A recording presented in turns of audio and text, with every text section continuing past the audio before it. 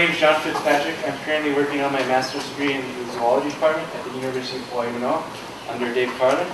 And we're interested in the sources and sinks of Keystone Herbivores on Hawaiian coral reefs using molecular techniques, specifically microsatellites. Why this study is important is because coral reefs worldwide are undergoing phase shifts where they go from relatively pristine coral reefs in here to algal-dominated coral reefs here. There's two reasons for this. One are bottom-up effects, which are due to nutrient loading. So these are from runoff and point sources.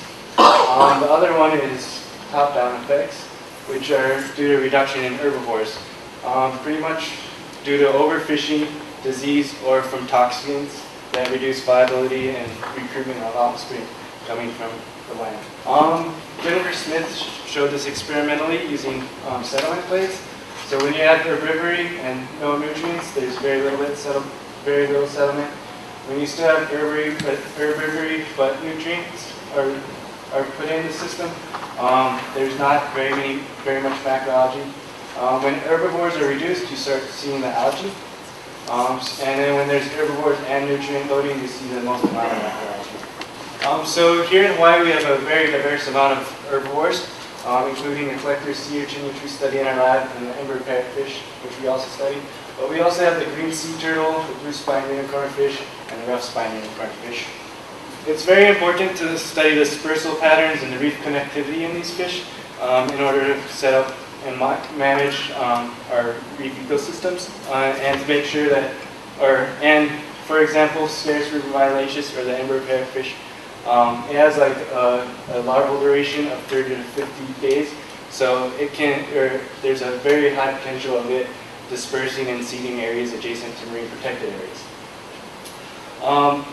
We're using polymorphic microsatellites to study the dispersal patterns of Triplus rotilla and scarce river violaceous or the emperor parrotfish, but Catherine Lippe has already presented data on the collector sea urchin, so today I'm going to be focusing on what we found on the emperor parrotfish. Alright, so importances of the emperor parrotfish. So these fish are highly targeted by spear fishermen. You can often find them throughout the Pacific in fish markets.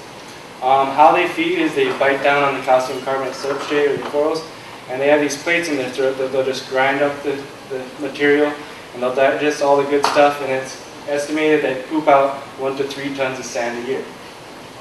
Their feeding behavior is also very important because it removes macroalgae spores and also increases habitat heterogeneity, which allows a diverse set of organisms to settle out on our reefs.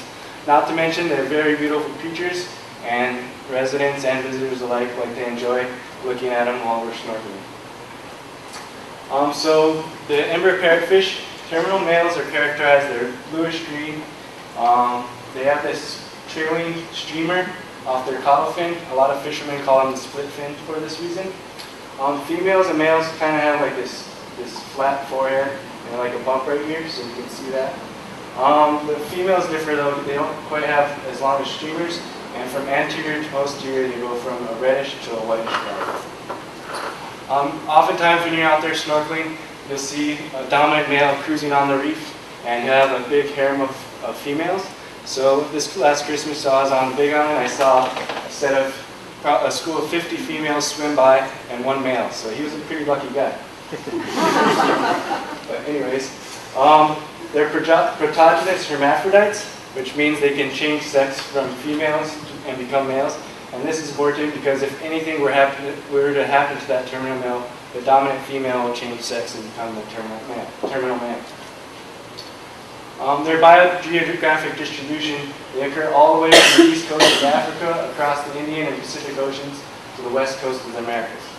So we have 2 main questions in our lab. The first one is, what is the genetic structure and reef connectivity of this fish here in Hawaii?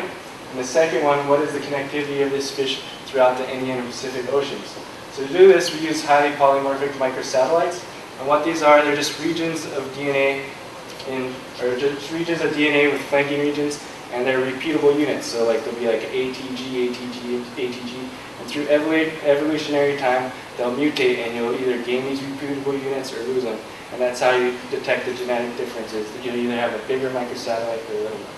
Alright, so sampling methods. So we try to do it with as little impact as possible because our goal is to conserve herbivores throughout Hawaii and help managers make decisions on making MPAs and stuff like that. So what we do is we either go to fishing tournaments, and as fish are coming in and being weighed, we'll take fin clippings there. Or a lot of fishermen have been very helpful throughout Hawaii, and they've been sending us fin clippings. And lately I've been going on night, or we go to fish markets and get fin clippings there, but they're not as reliable because we don't know where the source of the fish are or where they come from. And lately I've been going on night dives, so I'll go night diving, and as they're sleeping at night, I'll just swim up to them, I'll cut a piece of their caudal fin off and have a sample. And sometimes they just cruise there and let you just slip away with a piece of scissors, and other times you're just about to approach and they'll just take off. So sampling in Hawaii, so in Hawaii we have 49 samples from Oahu, 23 from Maui, and 22 from the Big Island. We would really like to sample more in Kauai, or we want to get 50 samples from Kauai, so we haven't sampled there yet. And we'd like to double our sample sizes on Maui and the Big Island. So a lot of times, our parrotfish are really hard to identify. So a lot of times we get just fin clippings with the locality information. So I need to figure out what species it is. So to do this, what I do is I amplify and sequence the D loop of the mitochondrial DNA, and then run the sequence through PAL. And it gives me this phylogenetic tree, and you can see like scarce rugoviolaceous clusters and all the other species clustered into each other. So once I know an individual is scarce rugoviolaceous or the embryo parrotfish, then I go ahead and genotype them using our microsatellites.